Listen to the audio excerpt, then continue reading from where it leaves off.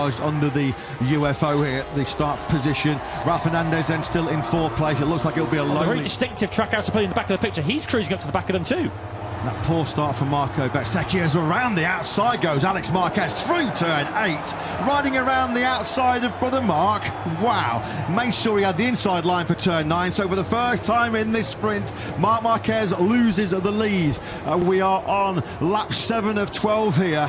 Marco Bezzecchi's being told that if he needs it, spare bike is ready for rain. Intensifying rain, or whatever it is, but the 37s that we were doing earlier on the sprint, as Alex now skids a little bit wide, look how tentative they're being through turn 6. Of course, so few laps to go. I think they're all just going to stick at this unless it absolutely buckets down. You can see the pack behind there are starting to close up too. This is it is bucketing down, and Toprak has gone down. They might be forced into pitting here. No lean angle at all for the lead group going through turn 7. It's pouring down as they went through that 7th corner. This is now a race of survival. Who can keep it upright and on two wheels in quick succession? Razgatlioglu and Savadori go down. Simon Crayfile, the FIM steward's going to have a close look at that one. Back at the front then, Alex turns. Oh no, it's pouring down. Now on the brakes in the final corner. They are on a right old tightrope now, aren't they? Marc's gone down. Marc Marquez has bailed out. Alex Marquez ahead of him had a massive moment on the front, and Marc Marquez has crashed in this sprint here from pole position. He's going to drop out of the point scoring places, surely. Davide Tolozzi can't believe it. The reigning world champion on the deck. We've got a KTM in the pit. Through necessity, Marc Marquez, they have pitted for a change of bikes. Well, we promised you drama pre-sprint. The rain has started to fall then. We're on lap 9 of 12. Alex Marquez 1.1 seconds clear of Fabio Di Gianantonio.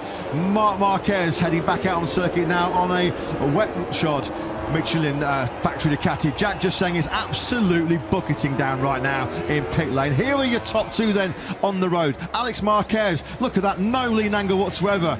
I mean, Alex could push this Ducati around that Pedrosa corner faster right now. So this is looking very, very good for Brad Binder all of a sudden. He is the leading rider in the race. Change bikes, as now we've got a crash for Jack Miller. So now both of the Pramac Yamahas on the floor. Somebody else is down by the side. Yes, Alex! I was going to say, I could hear my headset. There was another rider that's crashed out. So Marc Marquez crashes out of second place at turn 13, and in treacherous conditions. This is a mistake, so easy to mistake. There was no lean angle there for Alex. He was just barely tipping in, and down he goes. Alex Marquez then crashes out of the lead. Fabio Di Gianantonio now, well, he could ride a scooter around here quicker than a MotoGP bike in these conditions. Just look at him. He barely dents. I don't recall ever having one previously. Well, we had our closest ever sprint podium here in 2023, and there's been more high drama. Binder's just gone through. Fabio Di Gianantonio then on his spare bike. Fermin Aldeguer on the road on the Gresini Ducati is leading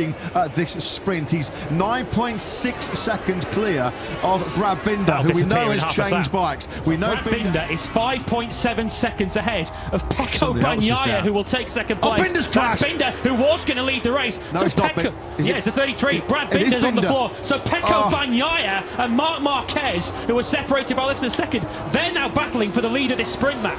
Binder's picked that KTM up. You can just see how much dirt there is and dust. Oh, now Bezzecchi, the world championship leader's gone down. He's just out on rain rubber as well. As you can see, a wet front tyre for Marco Bezzecchi. Unfortunately, trapped under that crash factory at Aprilia. Well, what did I say about 2.5 laps ago? This now is a sprint of survival, and that's exactly what it is.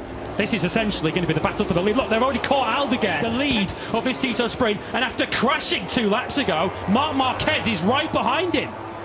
MotoGP insanity here in Jerez. Can you believe this? Marc Marquez crashed 3 or 4 laps ago in the final corner, yet here he is all over the rear tire. He's going for the lead. Oh, that's going to be really close. Super aggressive by Marc on the inside of Bagnaia into the Angel Nieto corner. This is a hark back to 2 years ago in the main Grand Prix. Is in between these two. 93 sticking it to 63. The Marquez went on slick tyres as the rain started to fall heavily. unfortunately crashed right here at this corner. It looked like it was game over. I suppose he was forced to crash at turn 13. He crashed at turn 13 and could just remount, cut across back on the circuit, move straight away to pillar. He'd have been one of the first to go onto wets, wouldn't he? Jack Miller's got a double long lap penalty. That's the least of his problems. Speeding in the pit lane, he's already been on the floor, so his team at the moment is in the final points position. So two riders at the moment in the top 5 have crashed and stayed out way too long on the Michelin slicks. So Marquez is going to potentially win his 17th sprint here to tie Jorge Martin's sprint winning record. Marquez then is now starting to really break away from Bagnaia in second place. Just look how much spread. This is the wettest this track has been all day here today.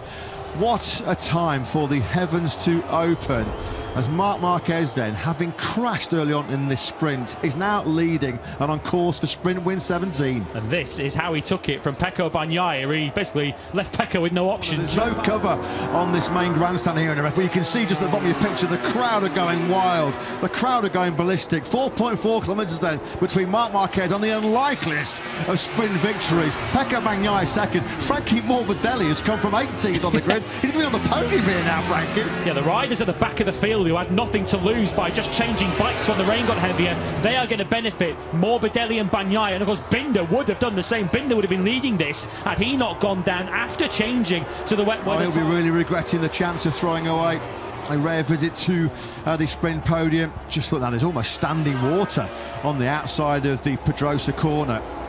Marquez then, I mean, he has won some balmy races and balmy sprints in his career, but surely this is going to rank up there with the very best of them, because as it stands with a 1.5 second lead over Pecco Bagnaia, having crashed in a few years' time, when you see there was a Ducati 1-2 in the Jerez sprint of 2026, you'll feel, well, that was a pretty boring sprint. It was anything but.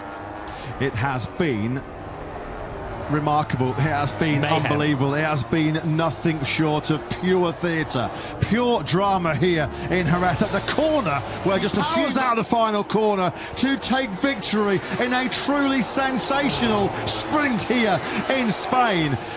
Where do you even start to tell the story, to tell the tale of that 12-lap sprint here at the Circuito de Jerez, Ángel Nieto, having crashed at turn 13 around the halfway point? Marquez eventually, somehow, quite ludicrously, has taken the win by over 3 seconds from his factory Ducati teammate Pecco Bagnaia, who came from 10th on the grid. Frankie Morbidelli, I mean, has anybody come from lower? Binder crashed on rain tyres. Surely Binder was going to figure in that battle for the win. He takes the checker flag 4th. The Gian Antonio is 5th. He was very late to pit from slick tyres. So too was Ralph Fernandez, who's 6th. Points for Quartararo, Zarco, who started 2nd, and Luca Marini in what truly was